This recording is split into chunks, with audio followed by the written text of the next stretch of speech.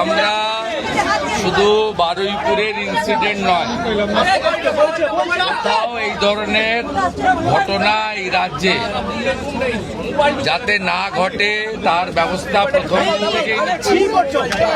আজকে এখান থেকে রাজ্যের সমস্ত থানার ওসিআইসি সিপিএসপিদের সঙ্গে আমাদের কথা হয়েছে। আমি শুধু একটা কথাই বলবো যে সরকার এক্ষেত্রে যা করার করছে এবং আমার সঙ্গে ওই আমাদের পরিবার, প্রথমত যে পরিবারটি ক্ষতিগ্রস্ত হয়েছে, এক রত্তি একটি ছোট্ট কন্যা সন্তানের উপর পাশবিক অত্যাচার করে খুন করা হয়েছে, তারাও মিট করেছে। তারা নিশ্চয়ই আপনাদের বলেছে বা না বললেও আমার জানার বিষয় নয়। আমি কথা বলে স্যাটিসফাইড এবং আমার মনে হচ্ছে ওরাও স্যাটিসফাইড। আমি একটা প্রাইমারিলি পুলিশ যা বলেছে, দেখুন, I am not the investigating authority. Mob lynching করে যাকে পিটিয়ে মারা হয়েছে ইন্দ্রজিৎ মণ্ডল, উনিও ইনোসেন্ট। পুলিশ আমাকে যা বলেছে এটা আমার কথা না। তার পরিবারের সঙ্গে আমি মিট করেছি, তিনিও জাস্টিস পাবেন। যত পুলিশের গাড়ি ভেঙেছেন, রেল লাইন উপড়েছেন, প্রায় অ্যাপ্রক্স 200 আইডেন্টিফাইড হয়েছে, প্রত্যেককে অ্যারেস্ট করা হবে। একটা লোককেও ছাড়া হবে না। পিছন থেকে যারা উস্কেছেন, পলিটিক্যাল লোক যারা ইলেকশনে রিজেক্ট হয়েছেন, কেউ ক্ষমতা থেকে গেছেন, কেউ শূন্য থেকে এক হয়েছেন, এবং radical force, anti national force যারা পিছন থেকে উস্কেছেন, তাদেরকেও আইডেন্টিফাই করা হয়েছে। তাদের কল রেকর্ড ইত্যাদি ডিজিপির নেতৃত্বে এসটিএফ সব কালেক্ট করেছে। ওদেরকেও প্রপারলি লিসেন করা হবে, ওদেরকেও ঠিক প্রপারলি শিক্ষা দেওয়ার কাজ সরকার করবে। ফার্স্ট অ্যান্ড ফরমোস্ট হচ্ছে 4 জনের মধ্যে 3 জন ধরা পড়েছে, আরেকজনকে ধরতে হবে, ওটা আমরা করছি। রিগার্ডিং কম্পেনসেশন, রিগার্ডিং অ্যাসিস্ট্যান্স, আমরা দুটো পরিবারের উপরে ছেড়ে দিয়েছিলাম। ওরা কিছু কথা আমাকে বলেছে, আমি উইদিন এ উইক আসবো এবং দুটো ফ্যামিলিতে যাব। তখন সরকার, ওরা যা চেয়েছে, সরকার যা করলো দেখতে পাবেন। সূর্যপুরে ভিকটিম ফ্যামিলি একটা আউটপোস্ট চেয়েছেন, আমরা আউটপোস্টও ডিজিপি এইচএসকে বলেছি করতে হবে। প্রয়োজন হলে রেন্টাল বাড়ি নিয়ে খনি চালু করতে হবে, এবং আমি যখন ভিকটিমদের সঙ্গে মিট করতে আসবো তখন আউটপোস্টের ইনোগ্রেশন হবে। আমরা এখানে অনেকগুলো ডিসিশন নিয়েছি, সেগুলো প্রপারলি আমরা দেখব। আপনারা ভিকটিম ফ্যামিলি যেমন কনফিডেন্স রেখেছেন সরকার পুলিশের উপরে, আপনারাও রাখতে পারেন। আমার মনে হয় না এর আগে কোনো পুলিশ মন্ত্রী বা মুখ্যমন্ত্রী এই ধরনের পীড়িত পরিবারের কথা শুনেছেন বা বলেছেন। আমি এটা মনে করি এটা ডিউটি, আগের লোক করেনি বলে যে আমি করব না তা না।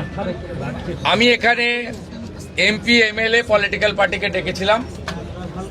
এমপি সায়নী ঘোষ তিনি মিট করেছেন, মাননীয় বিধায়ক প্রাক্তন স্পিকার বিমান ব্যানার্জি মিট করেছেন। 1-to-1 কথা হয়েছে, সেটা আমি বাইরে বলবো না। আমার মনে হয়েছে তারাও স্যাটিসফাইড। বিজেপি 3 জন এমএলএ মিট করেছেন, গোসাবার বিকন্ন নস্কর, রূপা গাঙ্গুলি এবং দেবাশিস ধর। তারাও কিছু বক্তব্য আমাকে বলেছেন, তাদেরকেও আমি সরকার এবং পুলিশের কতটা প্রোগ্রেস হয়েছে ব্রিফ করেছি। আমার বিশ্বাস, এবং এখান থেকে আমি ভার্চুয়ালি গোটা রাজ্যের সমস্ত থানার সঙ্গে যুক্ত হয়েছি, আমি তাদের পরিষ্কার বলেছি যে ঘটনা রোধ করতে হবে এবং প্রপার আপনার যে প্রসিডিওর আছে, ভারতীয় ন্যায় সংহিতা, সুপ্রিম কোর্টের একাধিক গাইডলাইন, জাতীয় মহিলা কমিশন, জাতীয় মহিলা শিশু রক্ষা কমিশন, পস্কো অ্যাক্টের আয়তায় যে গাইডলাইনগুলো আছে, হিউম্যান রাইটস কমিশনের যে গাইডলাইনগুলো আছে, রাজ্য সরকারের যে বর্তমান সরকারের যে মনোভাব, বারে বারে মুখ্যমন্ত্রী যে কথাগুলো বলছেন, তার মন্ত্রীরা বলছেন, ডিজিপি যে নির্দেশ দিচ্ছেন এগুলো আপনাকে ফলো করতে হবে। আমরা পুরো বিষয়টা দেখেছি। এখানে